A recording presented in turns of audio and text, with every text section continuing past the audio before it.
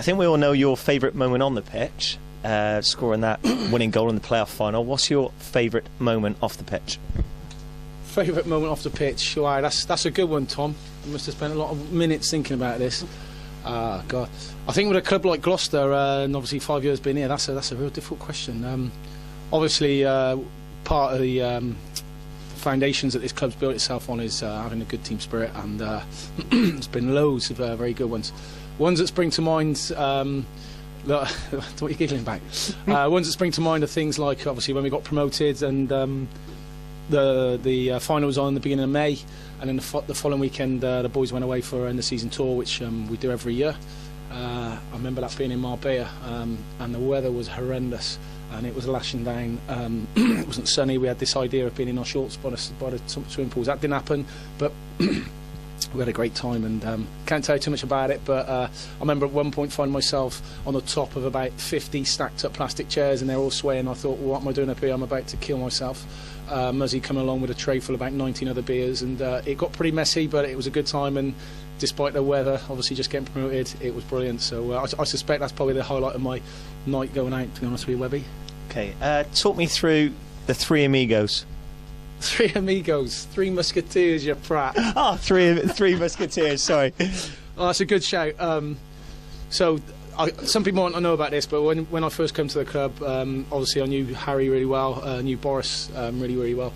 Obviously when he took over from Harry, occasionally Boris would get words wrong, and they wouldn't be the words that he meant, and he probably wouldn't mind me saying this. I'm sure he wouldn't mind. It's no slant on Boris. I'm sure it's hard standing in front of 15, 18 blokes trying to get your speech out right, but he used to get a few words wrong week in, week out.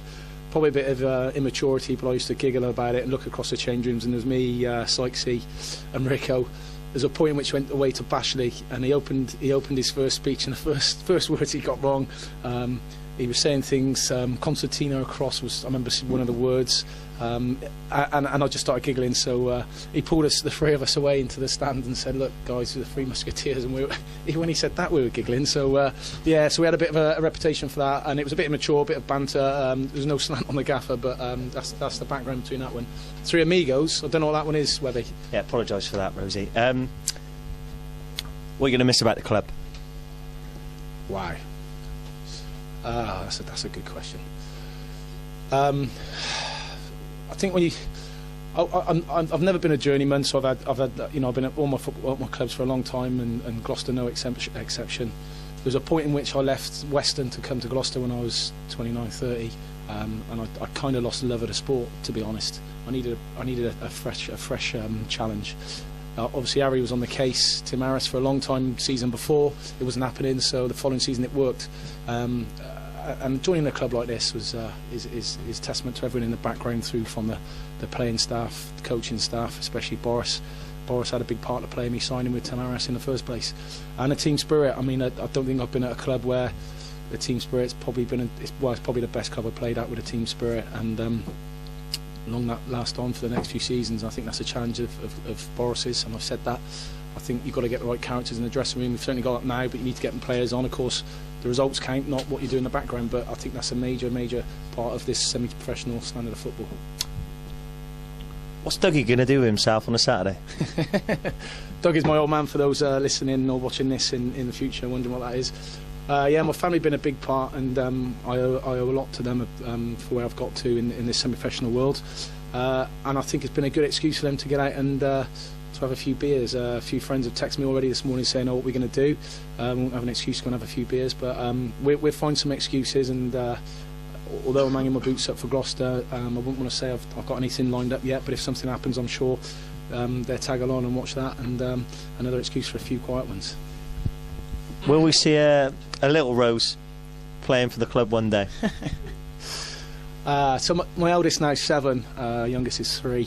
He's starting to get into his football now. He loves his football, and I love going along and watching him, so that'll be a big part of my next probably 5 years, following him, getting involved in that. So I like to think well, either of them are playing a Gloucester City shirt in the future, right? Without doubt, but with all due respect to Gloucester City, maybe they'd be in a Premiership. Yeah, I don't know.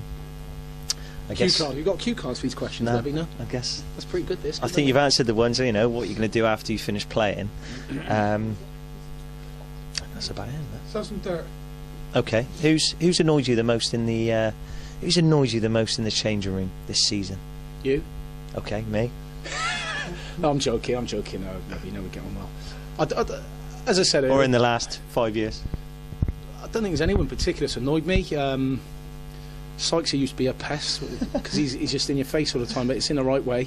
And again, to be fair to the coach and the management staff, they've never really had people. I mean, they've had a few bad apples amongst my time in my career, but can't remember too many. It'd be wrong of me to mention just one. I don't think there's any I can think of that really cheese me off. I think you have to have a bit of an open mind. And one thing about football, I've said this to the lads on the coach coming up.